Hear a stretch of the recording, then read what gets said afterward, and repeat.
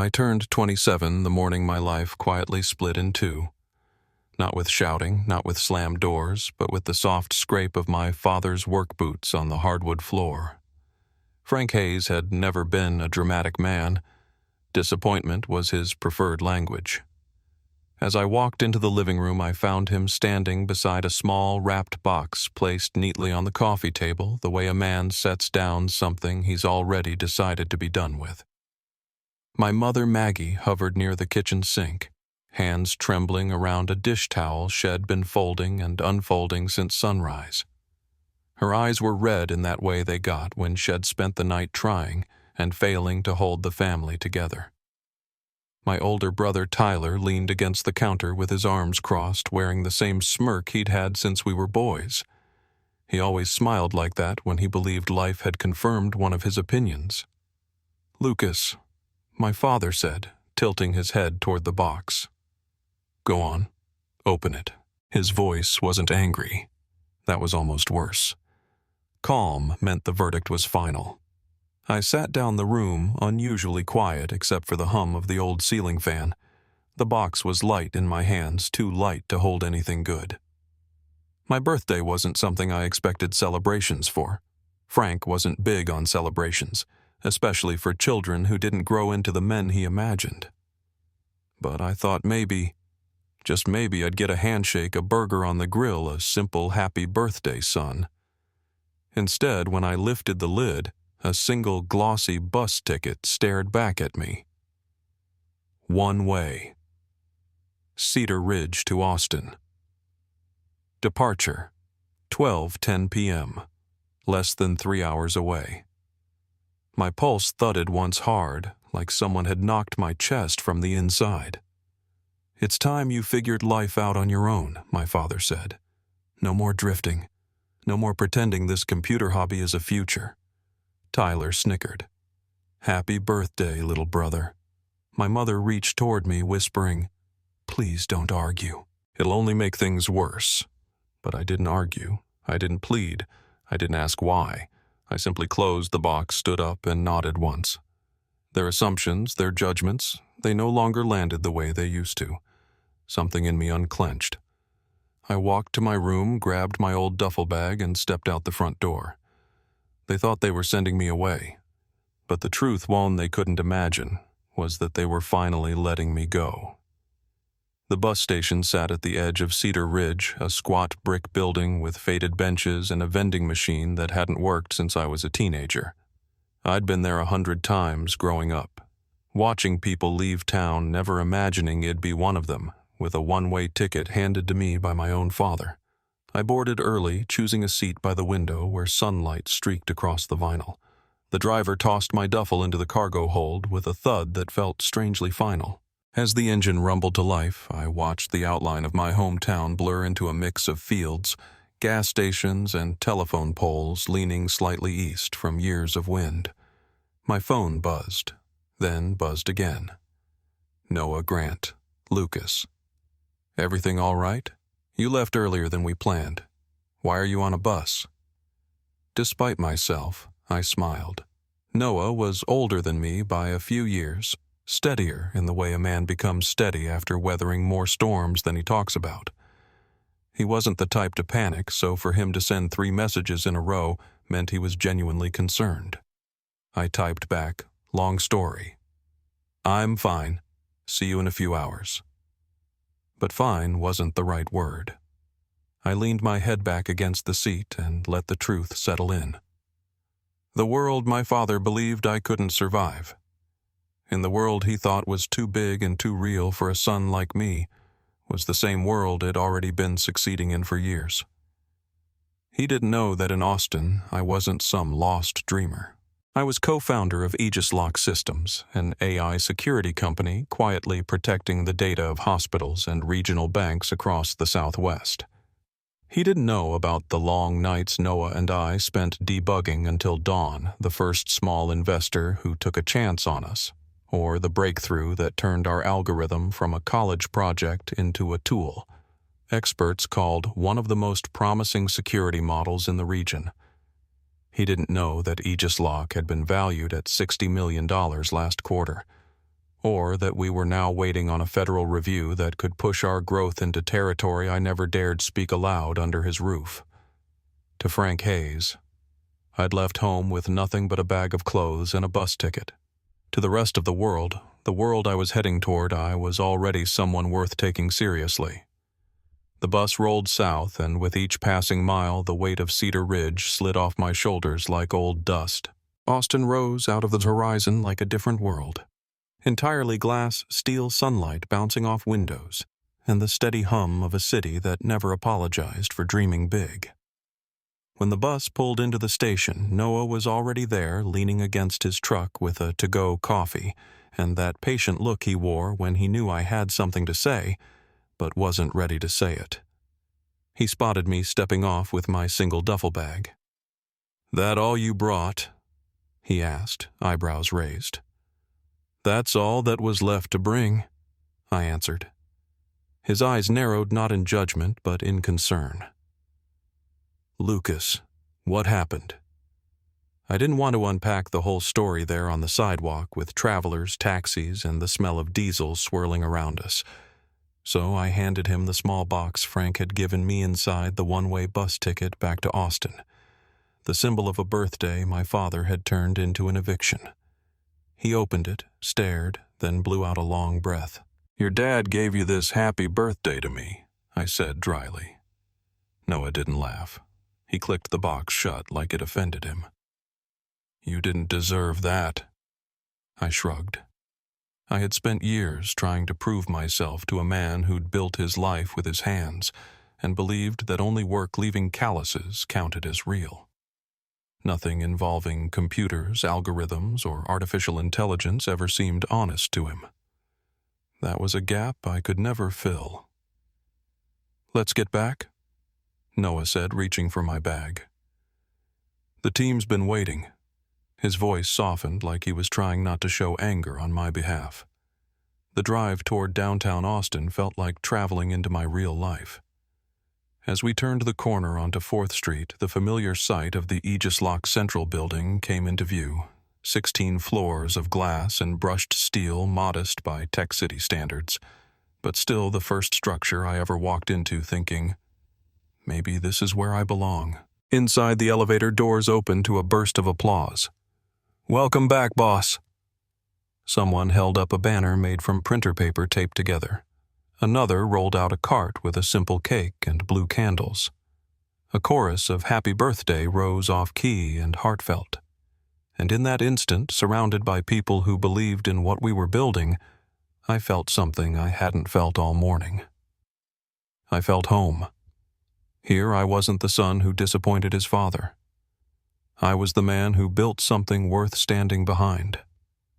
The celebration faded into the relaxed hum of the office, and as the team drifted back to their workstations, I stood for a moment near the floor-to-ceiling windows.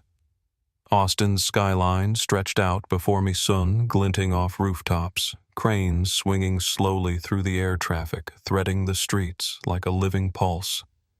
It was a world away from Cedar Ridge, and yet pieces of that town still clung to me like mud on old boots. Maybe that's why the memories came back so clearly.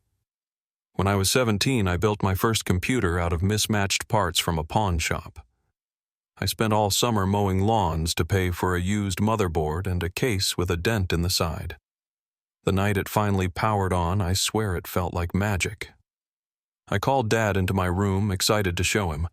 He stared at the glowing screen, scratched his chin, and said only, "Doesn't look like real work to me." That was Frank Hayes-Shenest blunt and welded to the belief that a man earned his place through sweat and noise. Not keystrokes, not code. Definitely not ideas. Tyler took after him, stronger in the shoulders and louder in the way he moved through the world. When he got hired at the local construction company, Dad bought him a new tool belt and took him out for a steak dinner. When I got a college acceptance letter, Dad muttered something about 4 years of avoiding a real job. Mom tried to soften it, but even she lived in fear of conflict. She'd say things like, "Your father just wants the best for you," even when his words felt like gravel in my chest. I learned early that validation wouldn't come from them. So I chased knowledge. I chased challenge. I chased the feeling I had that night the pawn shop computer came to life. Years later, when Noah first heard me explain the bones of what would become Aegis Lock, he didn't smirk or dismiss a single line. He leaned forward and said, "Show me." That simple act being taken seriously felt like oxygen. Looking out at the city now, I realized something with surprising clarity. My father wasn't wrong for wanting a stable life for his sons. But he was wrong about me. And for the first time in a long while, that truth didn't hurt. It felt like release. Interviews. It meant my father, my brother, and half the folks in Cedar Ridge seeing my face on a screen and realizing the son they'd pushed out wasn't floundering. He was leading a company valued at $60 million. Noah must have read something in my expression because he took a seat across from me. "Look, I know the timing isn't clean." I laughed under my breath. "You could say that. But this is your work, Lucas. Your code, your system. People deserve to know who built what they're depending on." He slid a packet of design mock-ups toward me. Drafts for the promotional material. 2 different versions, option A. Me in a dark suit, arms crossed, expression, steady, confident, without arrogance. The kind of portrait you'd see beside someone testifying before Congress. Option B. A softer image at my desk sleeves rolled, focused on a screen, the picture of a quiet mind at work. "Which one feels like you?" Noah asked. I studied them both. Option B felt like the truth. Option A felt like the future. I pointed at the first. "Let's go with A." Noah smiled. "Good." It's time people saw the man behind the system. The room fell quiet for a moment. Outside, sunlight shimmered on the lake. Inside, the weight of the week ahead settled onto my shoulders, not heavy, just real. Next week, everything would change. Not for my family, but for me. The week moved quickly, too quickly, if I'm honest. Every morning, the office filled with a kind of focused excitement.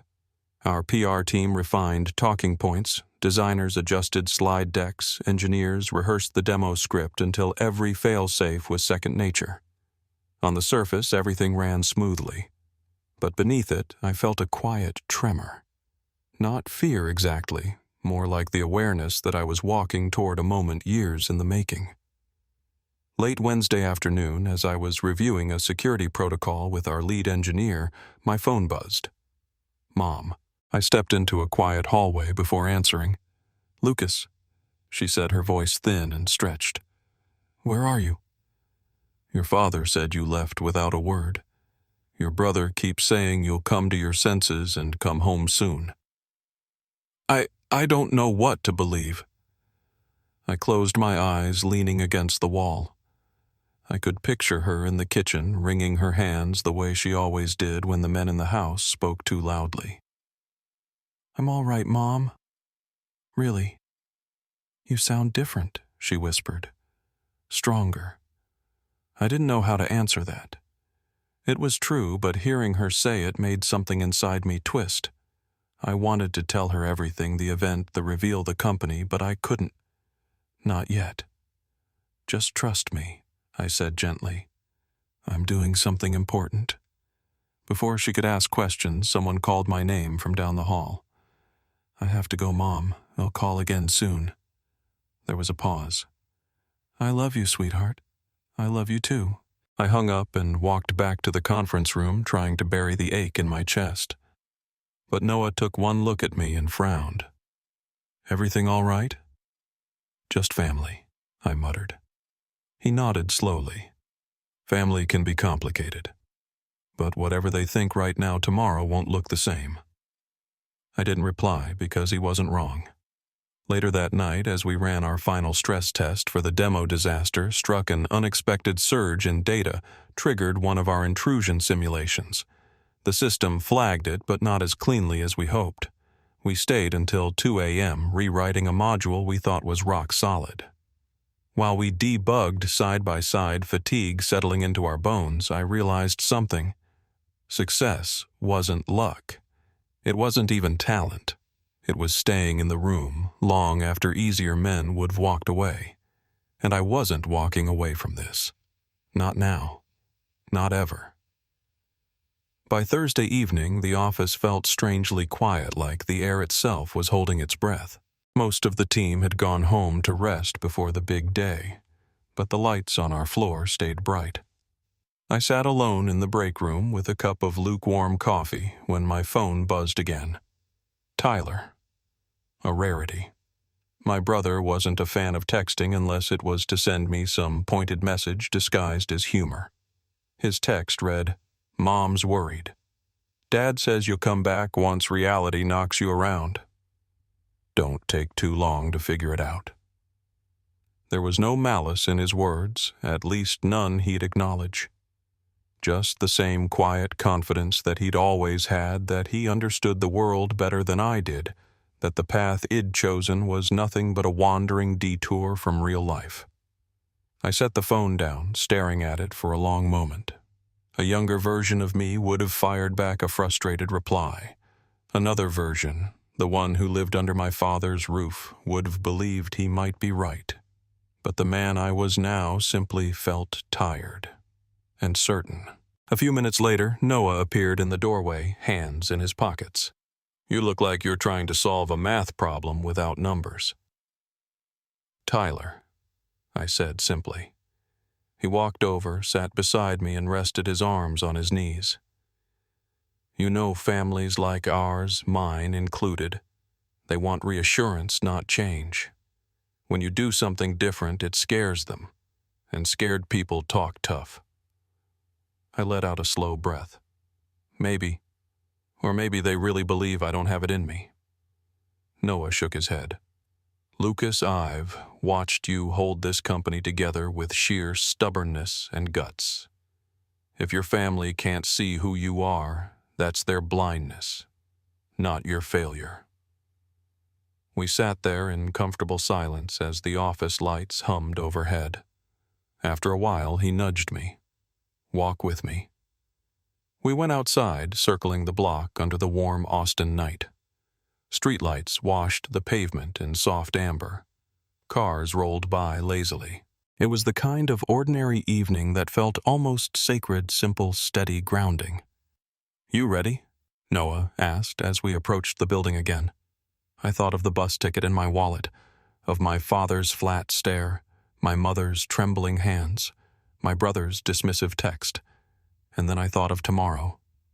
"Yes," I said, "I'm ready." Whatever came next, shock, pride, anger, silence. I knew I finally had the strength to face all of it.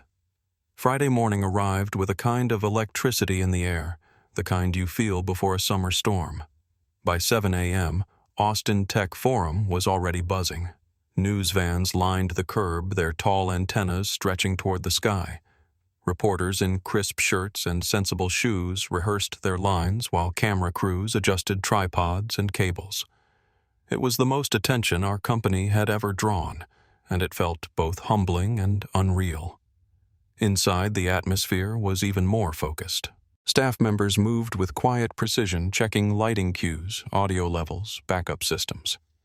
Aegis Lock logos glowed across giant LED screens. Rows of chairs were filling with people from hospitals, regional banks, tech firms, and a few government offices. I recognized some faces from video calls, now here in person waiting to see the men behind the system. I stood backstage, straightening my tie, trying to slow my breathing. My palms weren't sweaty, but my heart worked harder than usual, a steady drum tapping out the truth. This is the moment. Noah walked over, clipping his microphone into place. "How's the pulse?"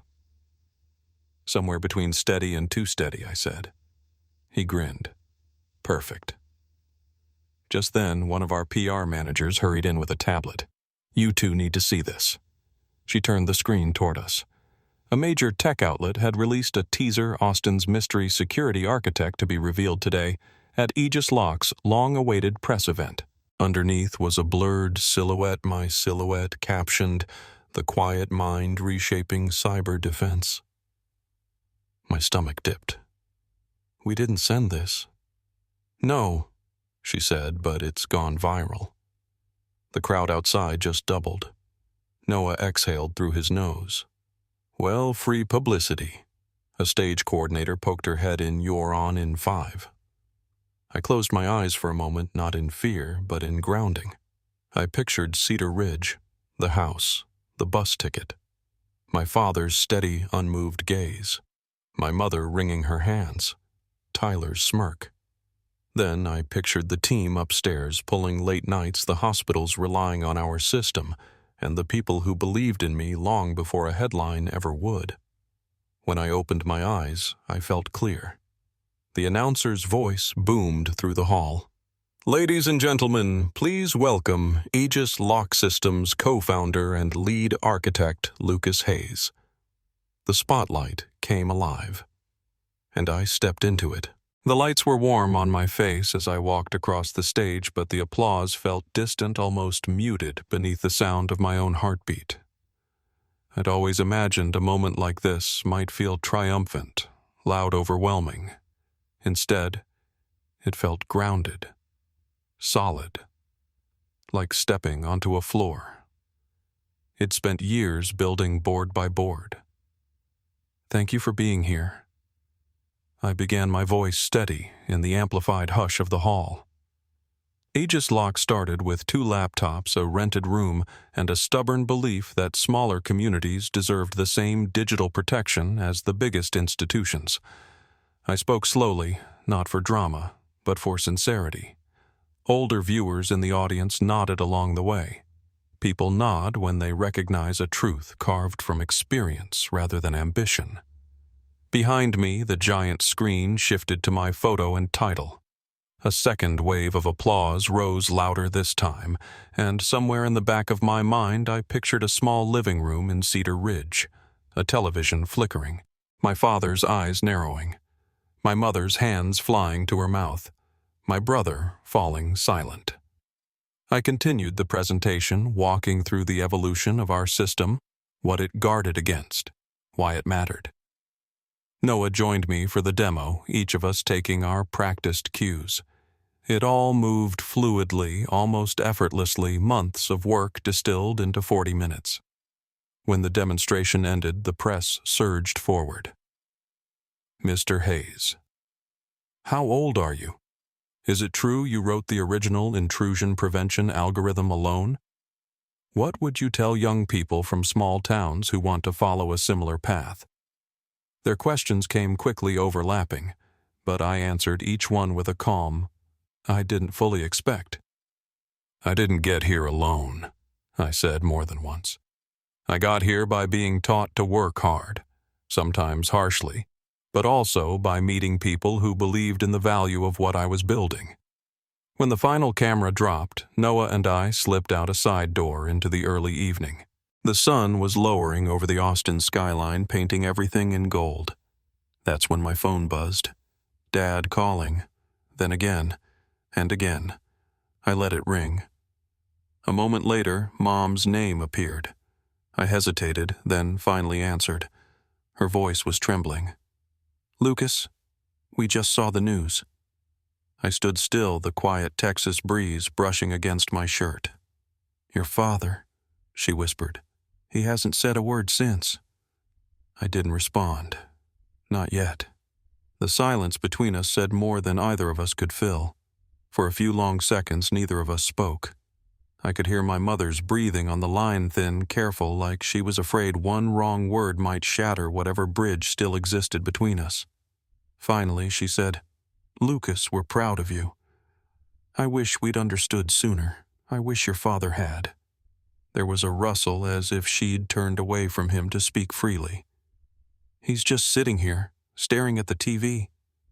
I don't know what he's thinking. I swallowed, looking out at the downtown skyline glowing warm against the darkening sky.